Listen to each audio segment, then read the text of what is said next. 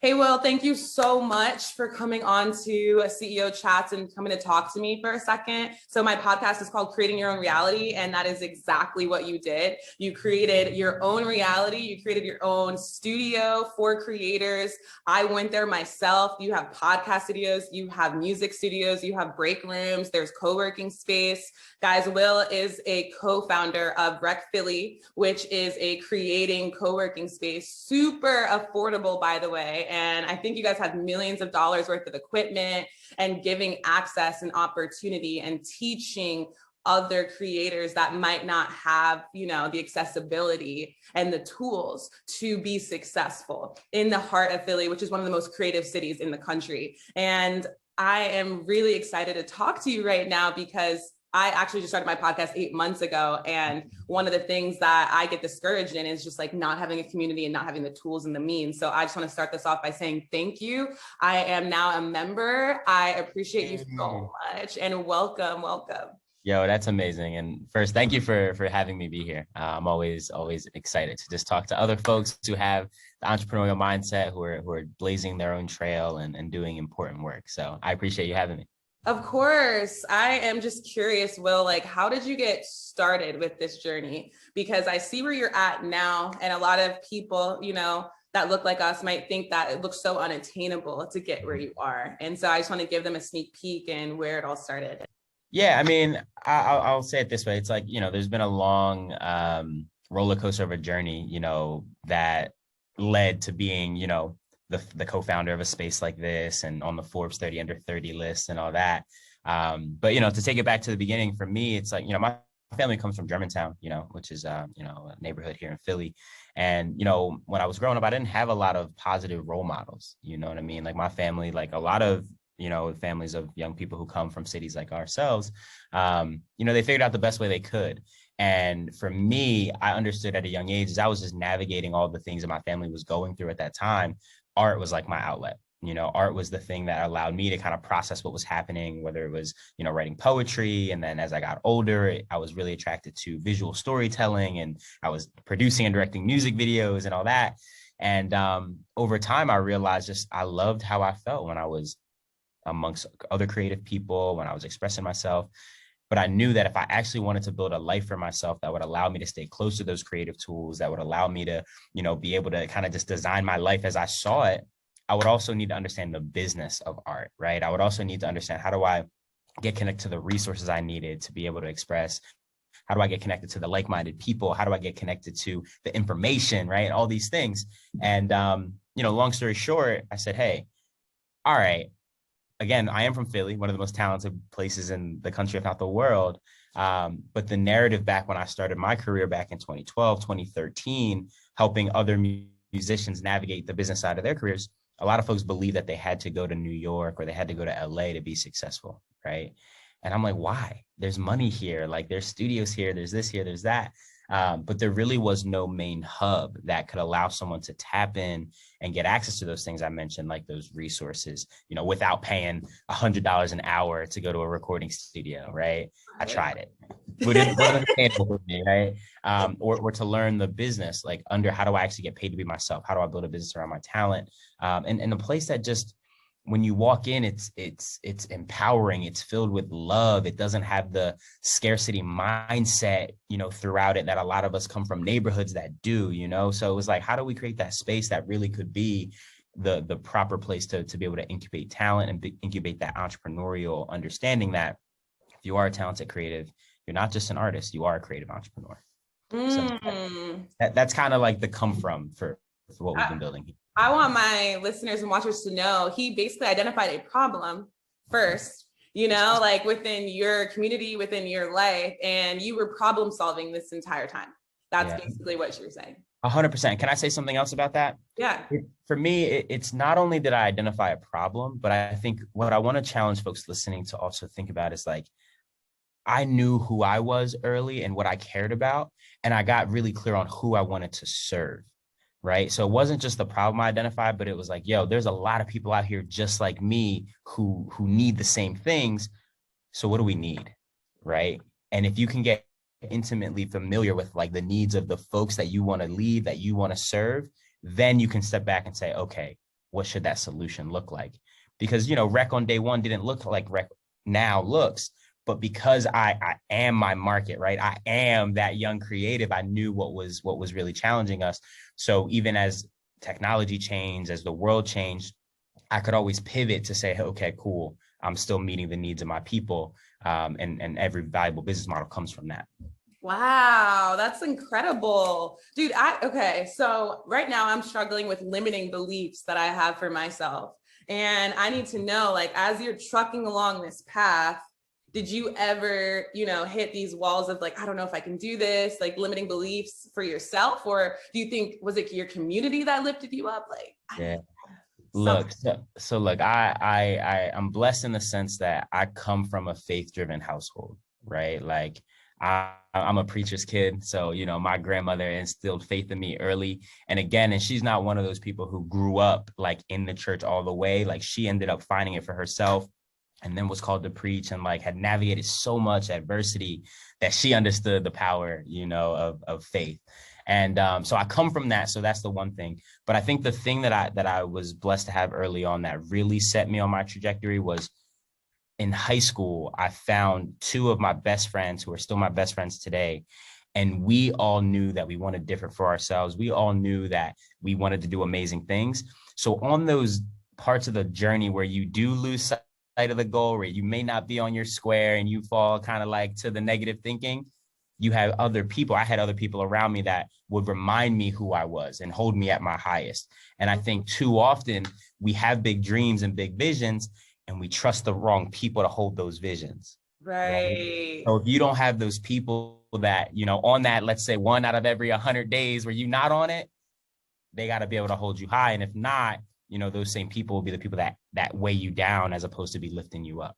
Right. So Wow. it's that community that I think has been the X factor for me, for sure. And that's what you built, like, for us for creators. And oh my God, like, you guys, so he has in-house workshops, he has, collaboration meetings where people get to meet, like they have teaching sessions that I saw on there, and it's weekly. Like, it's not just something where you pop in once a month and then you don't see anybody for a month. Like, you're doing weekly events and you're pulling a need, you're seeing what we need, and then you're providing it for us. Like, you are literally a manifestation of like your vision and your dreams and your goals. And I admire you so much. Thank you. This is like, oh my God, because right now, like, I feel like I'm just in this place where I want to give back to my community, but I don't see many people like around me that are, besides my mom. I don't see people my age doing it. So like, just seeing you do it is absolutely incredible. And I want to also ask you, where do you see RecPhilly going? Like, because I know entrepreneurs like you aren't just like, oh, I'm here, this is it. But I mean, I am a visionary. That's always been in my DNA.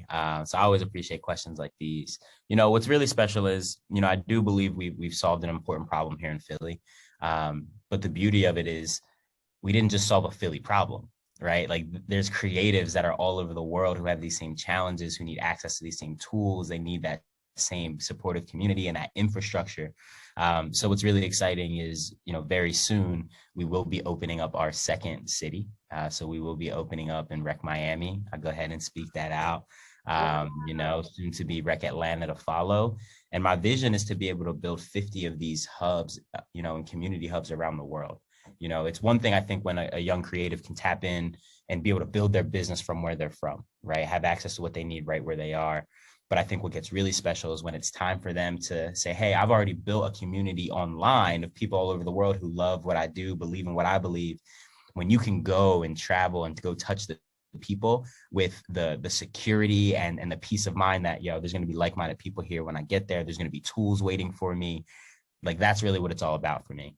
And like, I don't know if you ever heard of like the Green Book and like what that was for like Black people back in the day when they were traveling. It's like, for creatives, we need that same thing. And I would hope that, what we're building with Rec can be that for a lot of us, our generation and the next ones.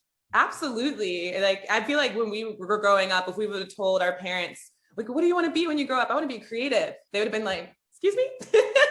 But now you're creating this space where it's like actually attainable, where, you're doing all this stuff. And I'm so proud of you. But I want to ask you, not everything's perfect. Sure. So what went wrong, because I want our listeners to know that this isn't all a straight edge journey. Like there's going to be pushback when you're trying to attain your goals.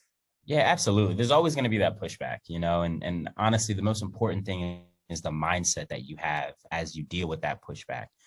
For us, we come from, our first space was in the warehouse in North Philly at 9th and Dolphin. You know what I mean? Like we was in the mix and it was amazing because we got to be so creative in how we could make that space what our creators needed it to be. But when we're building this space up there, no heat, no AC, up 4 flights of stairs, you know what I mean? No elevator. When we were looking to expand the vision to be able to get to where we are now and raise money, we had at least like 80 something no's from investors when we were trying to tell them that this is what was going to happen. Right. And they're like, yo, I'm in 9th and Dolphin. I don't know where I'm at. Is my car good outside? Like, there were so many no's because they didn't see the vision. Right. But at those moments, I had to remind myself and my business partner, Dave, it was like, it's the vision's not theirs, right? God told us what was up. It wasn't a conference call. So we can't get upset that people didn't see it, that people want to say no, that people didn't understand. But we adopted the mindset really early that, okay, cool. Well, every no we get is just getting us closer to that yes. So it almost got to this like fun gamified way of like, and Dave, he's the best at it. It was just like, every time he got a no, he'd almost get more excited because he was like, it wasn't for them, but it's one closer to that person who it is for, and they're going to get it. So it's just that mindset of how you navigate adversity, because that's just one example of like the pushback, right? And the challenge, but there's been so many. I just navigated COVID after I opened the space December of 2019, and then COVID happened 3 months later, right? Right. So a person with a different mindset would have been like, oh, I got to shut the space down. It's over, right? But that's not even, that was never even a thought, right? We pivoted and upped our level of educational output online and built new tools for our community to be together, even though we had to be apart. Like, so it's just that mindset that I really believe is important. That'll get you through everything.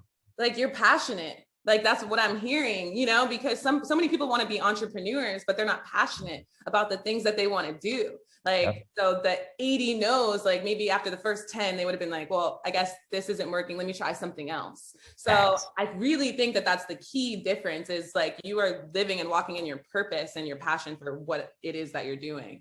And I wanted to say this, because I think this will be helpful for people too. Like one, the mindset is not if, the mindset is when. Right? When that thing is done, when you get what you know in your mind and in your heart needs to exist.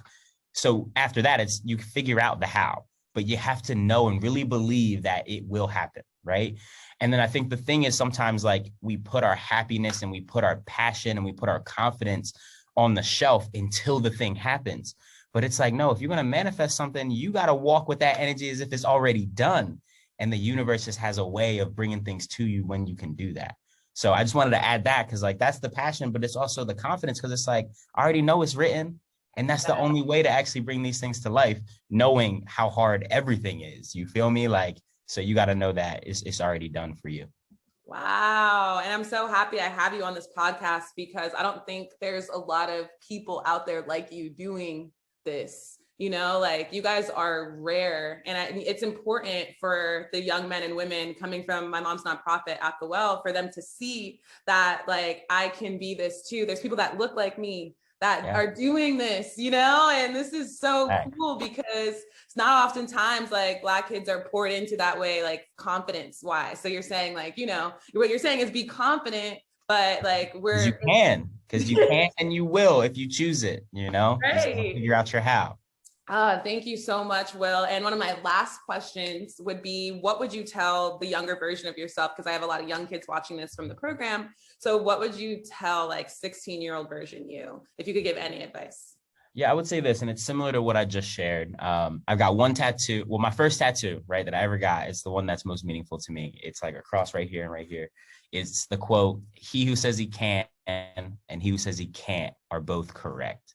And that is like, I live my life by it because it really, life is an emotional game. It's a confidence game. You know what I mean? So if you don't think you can because you're losing that battle up here, then you'll never be able to come and actually manifest the things around you that you want to see. So the first thing of it all is, yo, You can. And especially to the young people who look like us who out here, you can, and you can. So I'm excited to see you do it.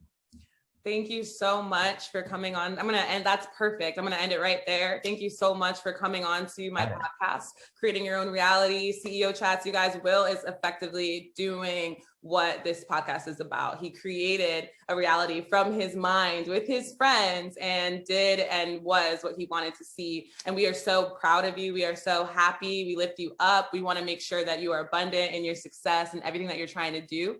And guys, if you want to follow Will, I'm going to put his social media information down in the description. I'm also going to link a video of his story from T-Mobile in the description because, you know, there's more and more and more backstory to this that, you know, we're not going to be able to get into in 15 minutes.